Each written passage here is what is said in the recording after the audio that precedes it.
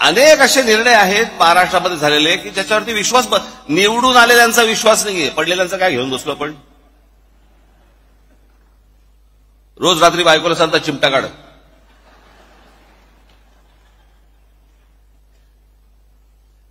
बाळासाहेब थोरात काँग्रेसचे नेते 7 वेळा आमदार झाले, 7 वेळा. ही 8वी टर्म होती त्यांची. 7 वेळा जो माणूस आमदारकीला 70 ते 80 हजार मताधिक्याने निवडून यायचे ते बाळासाहेब थोरात या निवडणुकीमध्ये 10,000 मतांनी पराभव होतो.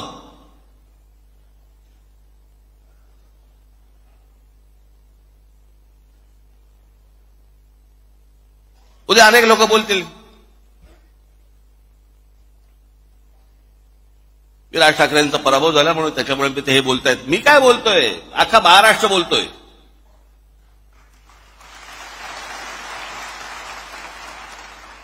जे निवडून आले त्यातले अनेक लोकांचे मला फोन जे आले, जे सत्तेमध्ये आले आहेत त्यांचे मला अनेकांचे फोन आले, त्यांना शॉक बसलाय.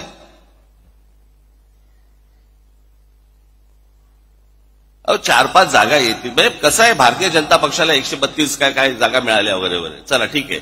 मागच्या वेळेला पण त्यांना काहीतरी 100 काय किती जागा होत्या, 105 च्या आधी नाही 105 17ला होत्या, 122 काहीतरी 122 काहीतरी जागा होत्या 2014ला. ठीक आहे, आपण समजू शकतो. चला 132. अजित पवार 42.